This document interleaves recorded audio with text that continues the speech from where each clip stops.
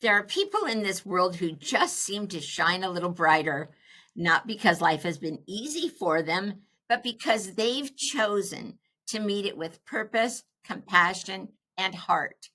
These are the people who turn life's hardest moments into lessons of grace, who find meaning in the mess and beauty in the burden. My guest today is one of those people. Her name is Mary Lynch. And if you know her, you know that her energy fills every room she walks into. She's a senior home coach, a realtor, a certified senior advisor, a speaker, the chair of the National Aging in Place Council Greater Baltimore area, and more recently, she is an author. But more than all of that, Mary is someone who sees people, not just their homes or their challenges, but their stories and their hearts. Her mission is simple, but it's profound to help others make their next move by choice, not by circumstance. Recently, Mary shared a deeply personal story in chapter 1 of the Aging in Place Conversations book, Caregiver Edition, which is just came out on Amazon. It's a heartwarming story about love, loss, and the bond she shared with her grandfather, a chapter that has touched so many of us because it's not just about caregiving, it's about the love that shapes who we become. And I encourage you to read it, and I encourage you to have a box of Kleenex close by. And how unexpected challenges inspire us, and how we treat others with dignity, love, and respect. Today, we're going to explore that story and the woman behind it, her calling, her faith in people, and the spark that keeps her heart wide open, even in a world that rushes past us when some things don't truly even matter. Mary Lynch, welcome. I am so thrilled to share this heart to heart with you. Thank you for being with us. Valerie, my friend, what an honor to be here. And thank you for that beautiful introduction. I am so blessed to have you in my life and to share this journey and this calls with you. And I couldn't be more thrilled to be here today with you. Well, it's certainly our pleasure, and certainly you're a spark of you're a force of nature, you're a spark of life, you're an amazing person, and it's just such a pleasure to have you here on Always Ageless to share our stories and all the things that brought us together and all the things that have made you the amazing person that you are. Let's start with the heart behind the Yeah, story. yeah. Mary, your chapter in the Caregiver Edition begins with your grandfather. Can you take us back to that time? What do you remember most vividly about those days together? And I saw recently a post on social media where you were in a boat with him, just racing Yeah. down the river or the bay, whichever it was. Sure. So I haven't shared this with really anybody publicly, but my grandpa was really more like a father figure for me. The story behind this was he was married to my grandma, of course, and she had dementia for 10 years prior to his illness. And as typical with caregivers, he really put himself on the back burner while he was taking care of my grandmother. I didn't really know the signs of caregiver fatigue and stress at the time. I was raising little kids, and he was so proud and refused help, right? He really felt like, for better or for worse, was his job, right? And so he was not going to leave. He didn't ask for help, and he really like I said, put his own health on the back burner. So when she passed away, I really felt in some ways that we had my grandpa back for the first time, Oh, right? Because he was able to come and spend time with us and leave the house.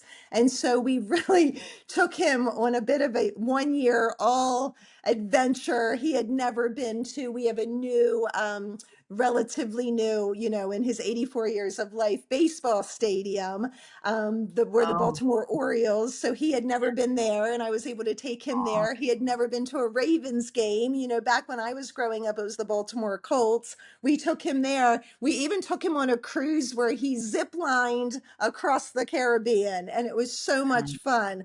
Unfortunately, we came back and he had received a diagnosis that I think in the back of his head, he knew something was wrong. But for years, he just kept pushing through and did not go to the doctor to get checked out. So he ended up with colon cancer, and it moved oh, fast and aggressive. And so the chapter really begins with him coming to my house where I had two high schoolers. I was single and divorced at the time. I was the primary caregiver for my children. And here, this man that I loved more than life needed us. And that's where the story begins in the book. It was the middle of the night. And I was woken up by my grandfather in distress. and how did your boys cope with being in a multi-gen housing arrangement? Yeah, so I have a boy and a girl, and they really truly, this was our pop, right? This was our number one guy. This guy didn't Um, ever complain about anything. Every time we um, saw Pop, he had the biggest hugs. He was happy to see us, no matter what was going on in his life. It was all about us and happiness and really just being the best day that we could have or the best versions of ourselves. So Pop never complained. So really, truly, my kids, we honored that ability to have him in the home. Unfortunately, and you know this all too well, our space was not welcoming for anyone with accessibility needs, right? Here I was 30 years, at the time I was 25 years in the business. Of selling homes, right? Really priding myself on the American dream and having no idea that my grandfather's house of 50 plus years and my home were not really places to age successfully. So there we were. well, what did caregiving really teach you about love? I know the answers to some of this about love, patience, and what it truly means to be present for another human being. Now, as a mom, of course, we know that, right? We know some of that. Sure. It's not the same as caregiving and taking care of someone who's not your own child. Sure. And Valerie, the crazy piece of this is I didn't realize that it taught me anything until I had the opportunity to journal and revisit it and actually write this part of the book, right? I feel like I understood the stress that people were under. I understood the burden of caregiving. I didn't understand the blessings of it, right? And so I think your question was, what did caregiving really teach me? What it really taught me is that very few people are ready for it, right? Not their houses aren't ready. They don't really know the options that are out there, right? In our community about respite, about home care, about who you can allow into your house. Heck, with technology now, about all of the ways that you can keep an eye on things at home, right? Have that extra level of safety, even down to knowing that I had options when it was time for a hospice company. I had Yeah, no clue. I know, So I know. when we were in the trenches, right? I didn't know anything, and I was calling out and really wasn't able to find a one-stop resource to be able to give me those options, sadly. And that's what's brought many of us to this position that we're Sure. in. For we all have our story, right? Where everything was fine until the call comes, whatever call that is, right? I mean, I've had one, you've had one, so many people that we know have had one, the families we serve, and all of a sudden you're in that position. And I've found, and I've heard again with the people that we've worked with, Yeah. Mary, is that one of the hardest parts really is the uncertainty. You don't know what's coming, you don't know how to handle it because is this a one-time thing, because we don't know, right? We don't know what that sickness means, we don't know what that physical condition means, we don't know how much money we're going to need. Is it going to cost us everything we've got to put them in assisted living? Yeah. Should we, do we don't have to? So I think that uncertainty is a big problem with caregiving. with that uncertainty and fear is, right, Valerie, like with kids and picking colleges, right? They have, if they pick the wrong one, they have an opportunity to go somewhere else or take another turn. Unfortunately, a lot of times in these caregiving situations, we have one shot. We have one opportunity, right? And when this person means the world to you, the added stress of not messing it up, not hurting them, not causing more pain than good, right? Yeah. Just not knowing. So that I think is a big fear while you're in the trenches of trying to hold it all together, usually sleep deprived, right? That's where the constant questioning of, is my home the right place? You see, I know there are other options. There are places that people that maybe it doesn't work, no judgment, but not everyone wants to, right, take the caregiver in for multitude of reasons. For me and my family, that wasn't an option, right? My grandpa was we were going to do it together until the final breath, no matter what it took. There wasn't a plan B for us. Doesn't mean that other people can't have options. Was there a moment when you realized this experience is changing the course of my life? That came later. I mean, during the, caregiving, we had so many wonderful honors. The Veterans Association came in and pinned my grandpa and both of my children. Now, my children, remember, are his great grandchildren, right? So they Right. were able to come home from school every day. They had Pop there. They were able to see and to hang out and love on him until the final breath. And so, at the time, right? At the time we were learning and loving, and that's all we really had to offer is we knew how to love. It wasn't really taking that reflection. And so, um, during my pop's caregiving, I was moving. I had fallen in love. I was getting ready to blend a family. My daughter was graduating high school. There were all of these moving parts that pop was just sort of along for the ride of our life, right? Right. And Yeah. so when he passed, we're still busy. We still have kids. They're going off to college and stuff's happening. And that's where the beauty is of just taking the time. And if anybody's been through a caregiving experience, do not underestimate the value of locking yourself into a quiet room and taking the time to journal and to remember the experiences and the memories. Because while we're in it, we're worried about the next meal, right? Who's going to eat? Are we late for an appointment? What's going to happen? Is there going to be a fall? What's going on? When's a caregiver coming? When's this person coming for blood pressure, right?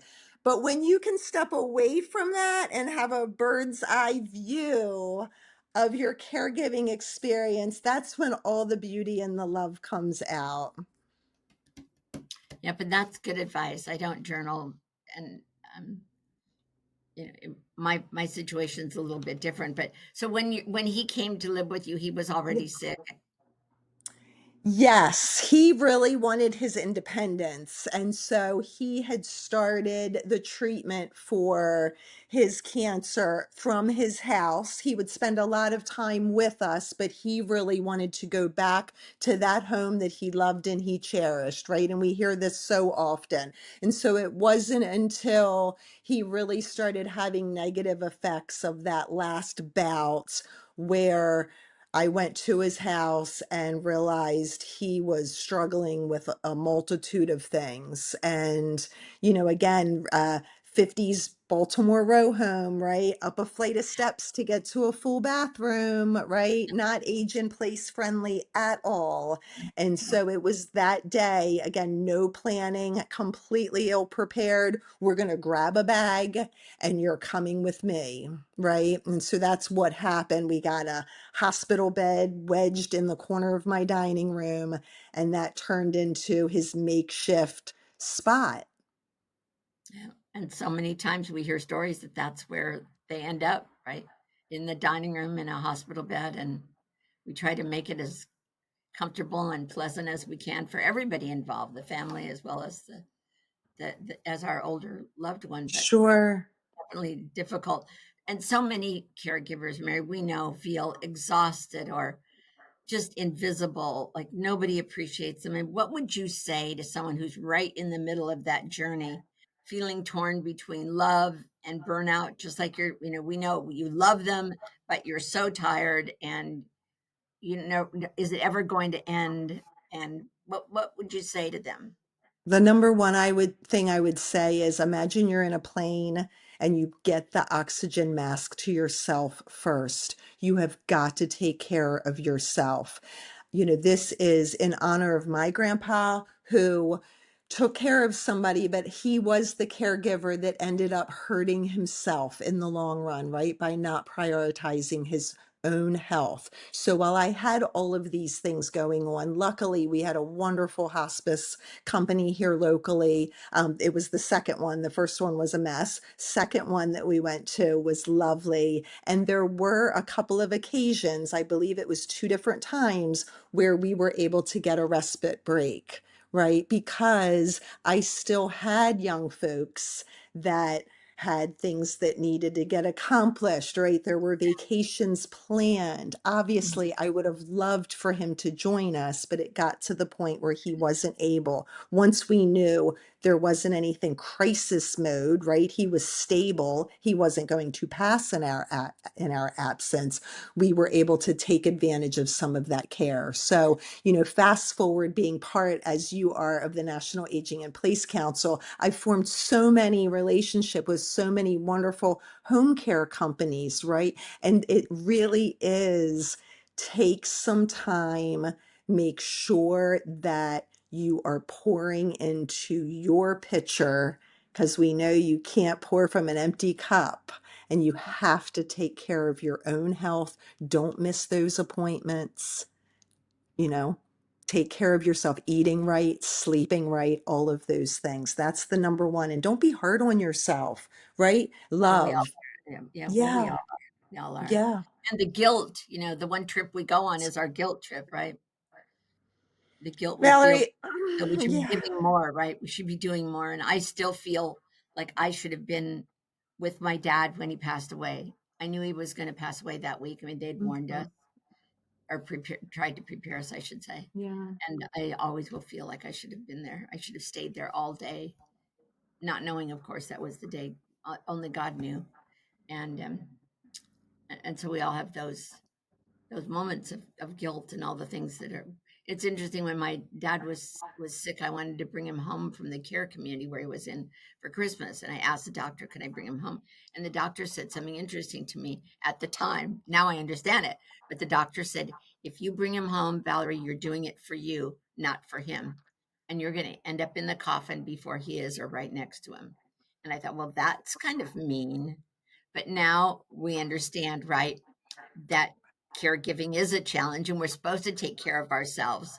But I honestly thought I was doing it for my dad, and it didn't matter much because he wasn't with us much longer after that anyway. But and we do have to take care of ourselves and think of those things. I hadn't heard that before. That's really profound. It is, yeah. I hadn't either, and I thought he was pretty mean. Mhm. So of course, I brought my dad home anyway for Christmas. Why wouldn't I? And what does the doctor know, right? How does he know I'm going to be? That's going to happen to me. But now, of course, Mhm. now that Mary, you and I work with older adults in these kind of situations, we do know. Yeah.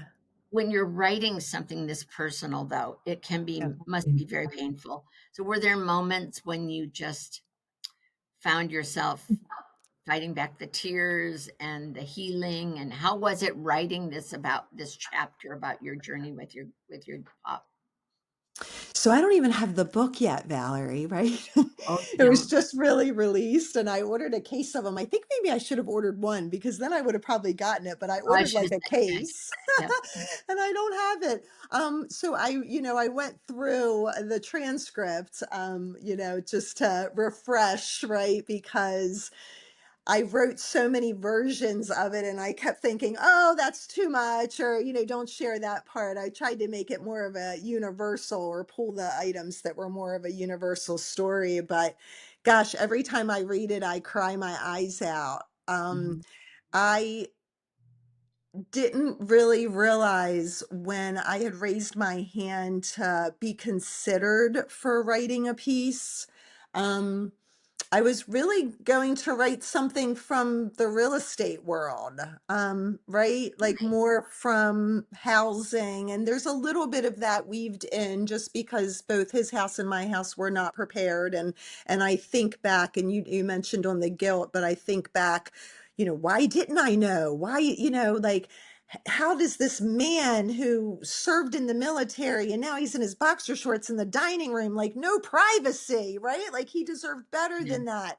But you know what? He had love, and that was a good thing, right? Love yeah, beats privacy any day of the week. But in a absolutely. perfect world, perfect, right? If I could have waved my magic wand, I would have had a room and a bathroom for him to have a little bit more privacy and dignity. But it was so emotional in such a beautiful, beautiful way for me. And I never in a million years realized that it could turn into a little bit of a legacy piece for my family Oh, by good. naming him, by putting his name in there, something that no one can ever take away, right? Like if they want to look for him, if they want to Google, right? Like there's going to be that piece that's going to outlive me. And I'm really eternally grateful for the opportunity and just so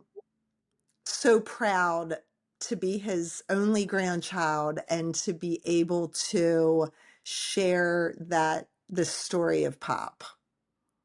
And that you had um, the ability to make a judgment in advance and bring him home with you, right? Not knowing exactly how long he would be with you or exactly that this part of your life would change everything. But you chose to bring him home with you, not knowing what that would really mean to you. Yeah, that was never, some of that maybe was me being naive because in the book I explain, when he was delusional and he was combative and, not coming from medical background at all. Yeah, I knew a little bit that my grandma had some UTIs. I really didn't even think that that was a man thing, and that's again me just not knowing. And right. so, the night, the book starts of me waking up in the middle of the night, man flailing and screaming. And um, it was scary. It was scary. I didn't know if I was going to be hurt. And this man Yeah, would never, had he had his mind right at the time, he right. would never have laid a finger on me.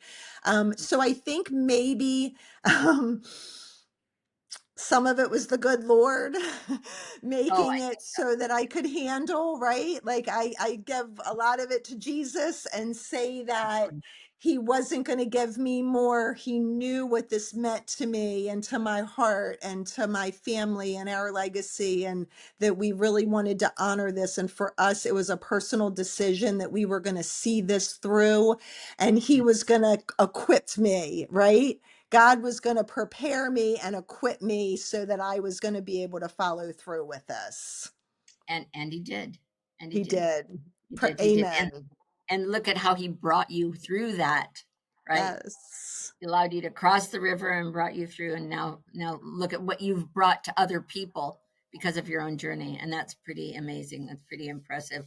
Let's talk about your life, your big life. You wear Okay. so many hats. You're a realtor. You're a senior home coach. You're a certified senior advisor. But Yes. when you speak, it feels like a calling, not a career. How did hmm that calling first find you? There was, as I lost my grandpa and my kids were off at college, and, 2020 came and the Oh, world yes, just it did. felt a little different. And um, I had been surrounding myself with real estate agents because it's what I've known for 25 years at the time, right? And I craved more. I felt a calling. I felt that as much as this industry as a single mom allowed me to provide for my kids in ways that I don't believe another industry would have been able to provide. So I am appreciative, but 25 years in, the heart, the soul, the mission, the hunger for wanting a little bit more and how I was going to, I don't know, find my meaning. My husband's in insurance and I really thought, you know what, maybe it's just time that I pass this baton and I say thank you real estate. You've been good, but maybe I can help another business thrive. Mm. And then it was one of those just perfect kind of pieces. I don't even know how I found the senior home coach folks. I had my through real estate and as you know, through National Association of Realtors, there's a course. I would say it's a, you know, you want to start talking to seniors about real estate, the sort of the seniors real estate institute, right? Is that what it's called? No, senior real estate SRES. specialist, Yes. Okay. So SRES, SRES right? did that SRES. years ago and sort of dusted off my book. And then I stumbled upon the senior home coach folks and from that started talking about Alzheimer's and functional medicine and thriving and then realizing that I wanted to do the things that people were talking about, meaning like challenge my own intellect and learn more things. And, you know, if you're in real estate, there's very few changes that come along each year that really challenge you. There might be specific clients and scenarios, right? But the Yeah. hunger of wanting something new was not there for me. And so when I started to learn that not only learning new things would help me cognitively, right?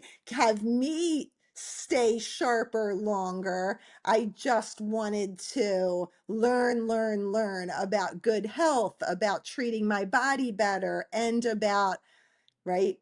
Ageless, right? Longevity, right? What that means. And Mhm. so I met you, you know, and then one door just, it And seemed like kept the one opening, door yep. opened, and then it's just been doors opening ever since. It has been. It has been. But I believe in your case and the case of many of the people in our group, probably almost everybody in our group, that the doors are there, and some people like you have taken a hold of the door handle and opened it and walked through. Yes, sure. And it's amazing that that has allowed so many of us to have this opportunity, but you took it and you've done so much with it. And I would say probably it's really brought a lot to your life as well as what you've brought to other people. It's been so rewarding. I spoke at a center this past Monday. I guess that was just 2 days ago. And I met an 87-year-old who was a female race car driver her whole life. I am fascinated by the Yeah. folks Love that it. I am meeting. And so I'm born and bred here, right? I'm Baltimore my whole life. I went to school here. I never left. And we get used to hanging out with the people that we've always hung out with, right? And so for me, meeting so many new people at such a rapid pace, and so having the opportunity and the blessing, and what an honor to speak in front of people and to educate my community on some things that I've learned through this process, and then have them come up to me and then feedback into them as well. Yeah. Real life friends. So But I it's been think things great. have also changed in life, right? We Sure. 10 years ago, we weren't thinking about this aging in place thing, right? We No. weren't. And now we become aware of the fact that more of us are living longer, and now Yep. it's a thing, right? And it's a reality. The population has changed, the world has changed, and we become more aware of it. Our parents are living longer, many of Yeah. us, and or our loved ones, and it's become something that we become aware of, and some of us have become interested in it and found that our passion. I grew up wanting to be a nurse, so this is kind of the nurse that I never was. A lot of people think, Mary, that aging in place Yeah. just means ramps and grab bars, right? That's what they think. So you see it Mhm. as something much deeper about dignity, connection, and choice. How do you explain that to families? How do you get them to understand that? What I like, the whole concept of aging in place for me is your choice, your decision, you deciding where you're going to sleep, right? What that's going to look like. And Mhm. so it's not just the house, it's not just the building, it's the people, it's the support system, it's the education, it's the medicine, it's the transportation, right? It's all of those things together. And, back to your, the generational stuff is in Baltimore here. California is a little bit newer housing, but in Baltimore, our houses are old, right? And so a house that was built in the 1900s was made, people weren't living past 40 for gosh sakes, right? And so of course they weren't made for living, living Right. older. And Yeah, my that's grandpa's house, the 1950s house, even then life yeah. expectancy was like 15 years shorter than it is Oh, now. oh, So sure. it's having that conversation of, um, you can absolutely be in charge of your decision and where you want to age if you start being proactive. Yes, and I think you have a slogan. Your motto is helping you make your move by choice, not by circumstance, which is really powerful. What inspired that phrase, and how does that guide your work every day? There have been clients or children of folks that have called me too late, just too late, right? They thought, oh, I think a condo would have been nice. But at this point, they then need assistance, right? They need somebody else to help them. So the goal is really to get people to start thinking sooner over later, right? And Mhm. so many that have made the decision. What do we hear all the time, right? I wish I would have done this years ago, right? Whatever decision that they make, whatever it is, whatever their thought process, whether it's moving into an in-law suite in somebody in their children's house, that's a thing, right? Get to see the grandkids on a regular basis, whether they decide that an aging community is better for them. I had folks recently that had a huge, beautiful custom rancher that they had built with the absolute purpose of aging and staying in. And it turned out to be way too big and way too expensive to maintain. So Oh, yeah. sometimes what we think is the right answer, and I'm so proud of them for pivoting, getting a villa. They are thrilled. They are absolutely thrilled. All Mr. Bill wanted was to be able to have bird feeders on the deck, and he got it at the villa. And you know what? They have a third of the house to clean. Yeah. So it's just having that conversation and trying to identify ahead of time what does what does the final quarter of my life look like? How do I want that to look? And do I want to really be proactive in making those decisions, or do I want to wait for something and have someone else make those choices for me? And of course, the answer is they want to make their own decisions. I would say so. But they still want to put it off because they don't want to have to deal with it right now, both the families and the older parents or loved ones. What's a moment in your work that you can tell us about when you were with someone, maybe a hug or a thank you or a story, when it makes you pause and say, this is why I do this? Yeah. I um I have a in my neighborhood. So I moved 2020 COVID into a neighborhood, and it's I'm most of these folks are original owners and have been here 50 years. And one thing led to another, and one of my neighbors needed to sell. This was just, they ended up closing like in August. So it's been fairly recent. And she raised kids, she raised grandkids. Her husband passed away here. He had a business here. This was everything. And it was so emotional for her. Now, even though she was moving in with family and looking forward to that, it was still just such an emotional process for her. So I don't even know where I saw an idea, but there was a really large greeting card that I found. It was probably 2 foot tall greeting card that I found on Amazon. And I went door to door.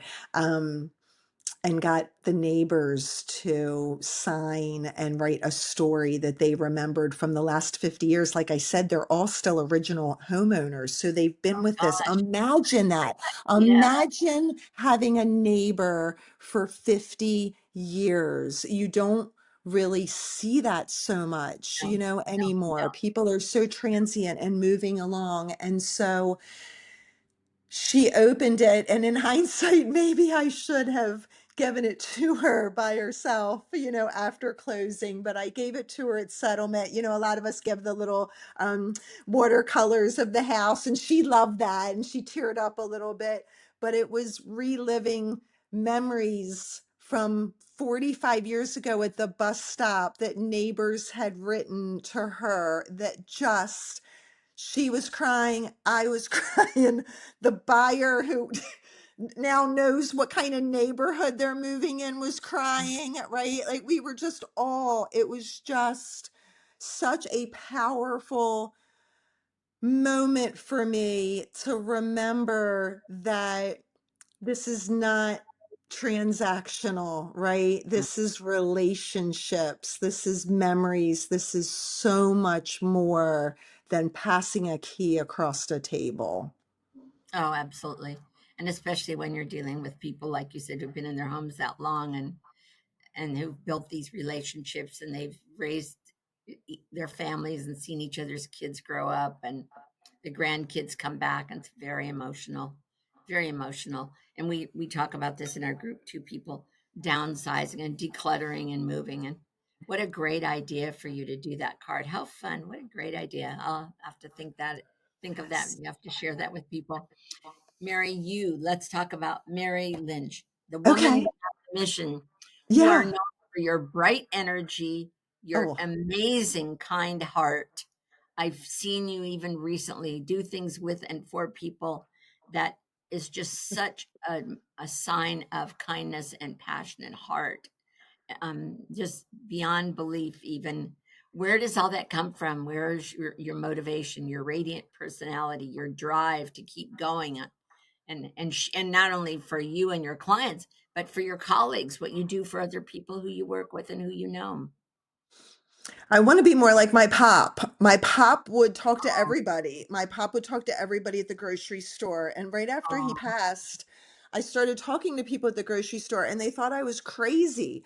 They were like, I was like, oh, you need mayonnaise or what, and, people are funny. There was just something about my pop where everybody he spoke to, and I'm not sure if that's an age thing and it'll get easier as I age and people will be more willing to have that conversation. But as I started this with my pop, no matter what kind of day he was having or what he was going through, he wanted to pour into other people. And oh, so I want to really try to bring out the best in others. I want my legacy to be his legacy continued. His last name was Good, Good. And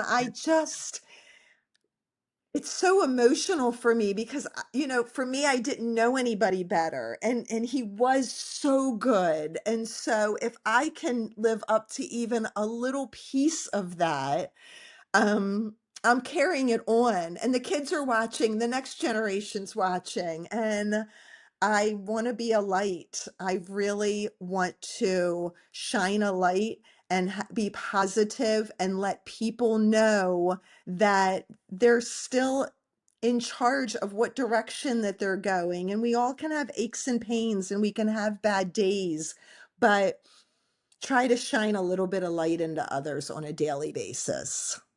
what a great story, and what a nice name to have be an influence on that. But Mary, when you have moments, you've raised children, you've taken care of Pop, you've bring life into these calls every morning and everyone looks up to you.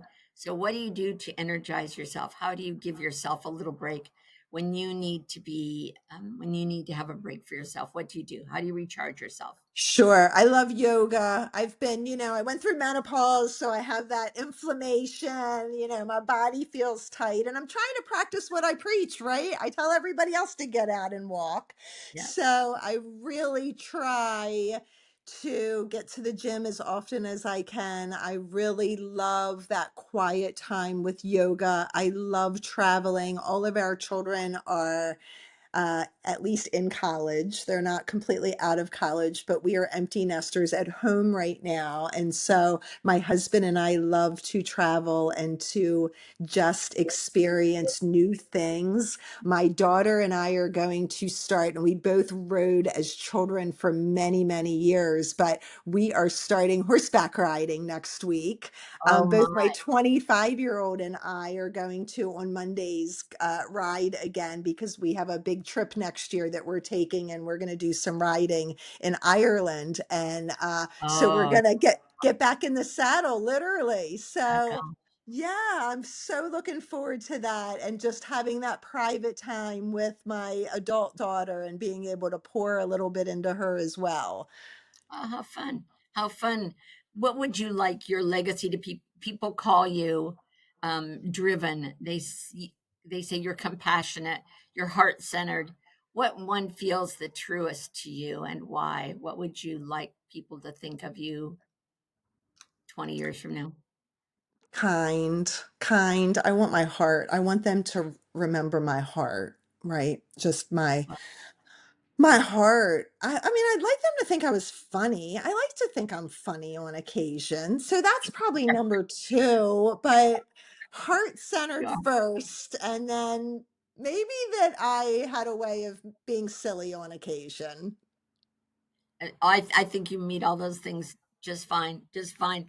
But you have a new adventure, and over the last maybe 12 to 16 months, you became the chapter of the chair of the National Yes. Aging in Place Council chapter of Greater Baltimore.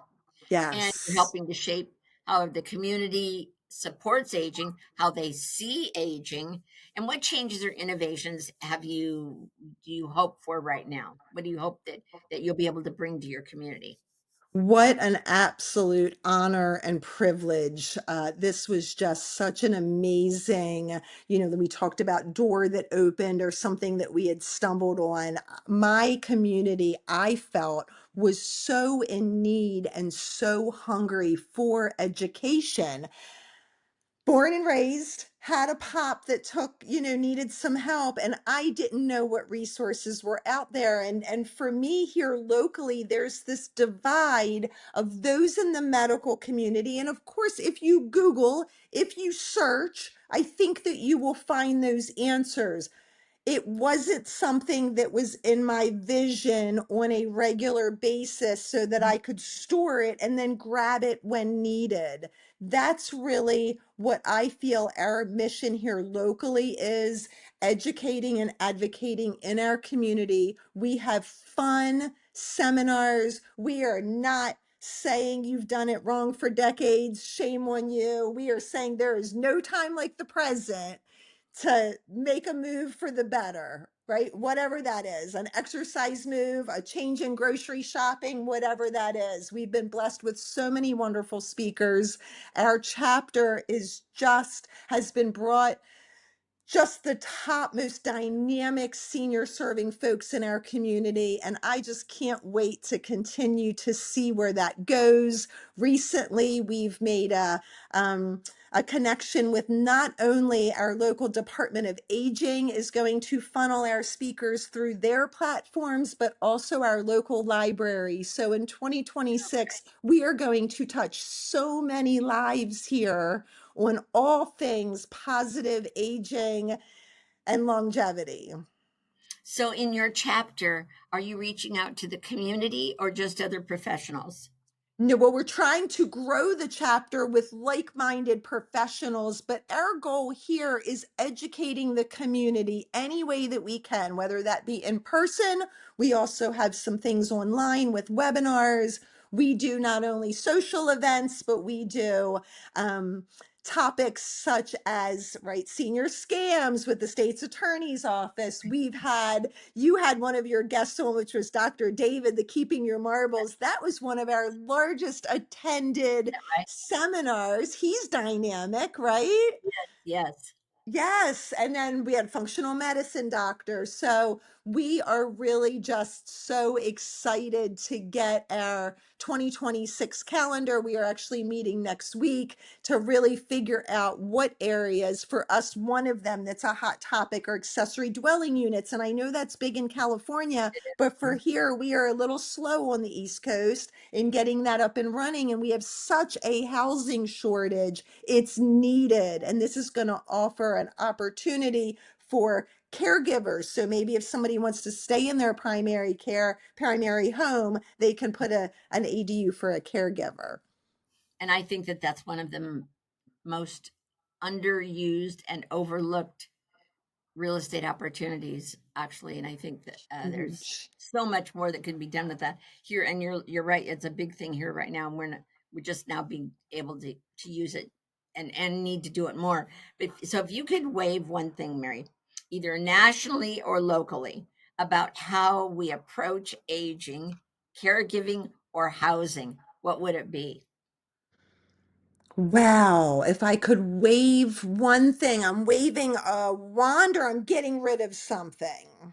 Well, let's say if you could wave a magic wand and change one thing about how Like, we approach aging, caregiving, or okay. housing, and maybe one thing for each of those categories, because Yeah. I know it encompasses a lot. The first thing that really jumps out at me is I want to get back with young folks really honoring and getting the stories from the seniors. We have such a wealth of knowledge that are sitting wanting to share their stories, and I wish we could get back. I don't wish, I'm hoping to be part of an initiative to make sure that we record these volumes of treasures that are in folks' minds and really get young folks to work with the older folks, get that respect, that generational living back together, going back to where grandchildren took care of grandmas more, right? Sure. Also, not being worried about laugh lines and like trying to get away from that a little bit. And I think it's coming, right? You and I have been part of some of this, be proud of your age campaigns and things that we are proud. Right? We've lived the lives. We've had the experiences. We should be celebrating the years and not trying to erase those lines and those memories.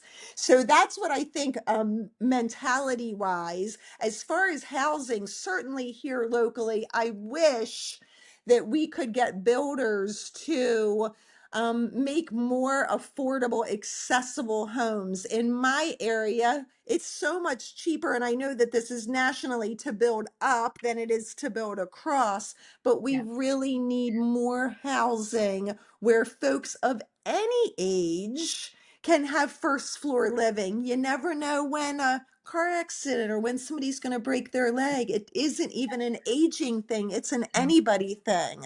It's And we need more of it. That's true. Even a den downstairs. So if someone needed to have a separate place where they could put a bed, Yes, not even if it wasn't a full bedroom, but that's sure.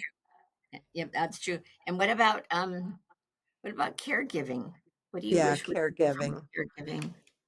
So much. I wish we maybe could have a co-op or something where people could, right, help one another get back to that. I think we've gotten to this place where we're afraid, and there are some bad eggs out there that have taken advantage of people. And so, to me, there has to be a better way. The current caregiving scenario, um, it's hard on that sandwich generation. It's hard on those folks that are doing it all themselves. And yet, to hire or to get help at communities is a lot of times just something that's not affordable. So we have to come up with better options, better education for folks, and make it so that our communities come together. And maybe it's there's 4 or 5 people that need help, and maybe we get them together and like a co-op. Uh-huh. Just a thought. Yep. Yep. Yeah, we've talked about that, haven't we? Where people coexist and live together in some form, share a kitchen or something, because you don't really need parking so much at that stage, right? Right. Just Yeah. need living situations. You have what surprised you the most on your journey about people aging, or maybe even about yourself? How fulfilling the relationships have been. How fulfilling when a lot of times these journeys where historically I would get a call when someone was looking to move in the next 30 days or sell their house in the next 30 days. Mhm. I'm now starting these conversations 2 years out, Yeah. and it's been, I'm not sure if I'm trying to fill a void and maybe, just adopt every grandparent out there because mine are not here on earth anymore.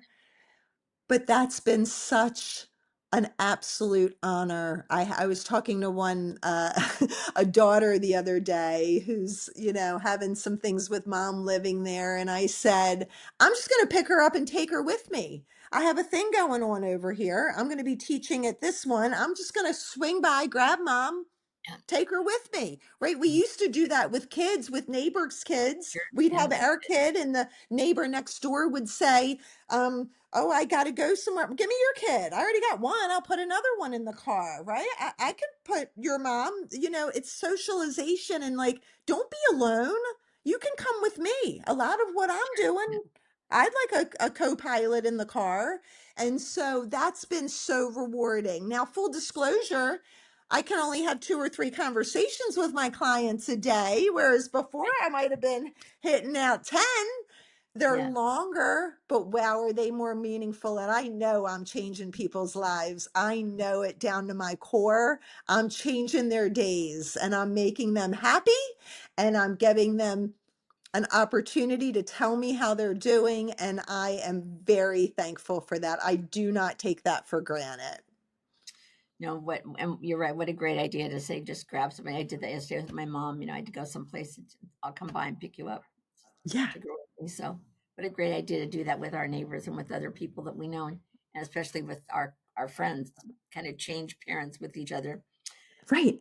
If you're speaking today to somebody who's going through what you were going through, entering their next chapter, whether they're a caregiver or the adult child of an aging parent, or they're an aging adult not knowing what to do, what message of hope would you give to them?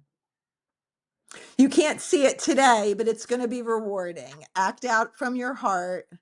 You're going to do the best you can. Take a break. Raise your hand when you need help. You are not Superwoman, right? A lot of people might think that you're Superwoman, but even Superwoman needed a little bit of time, right, in her telephone booth. She Yeah. wasn't with people all the time. And so remember that cup, feed into it.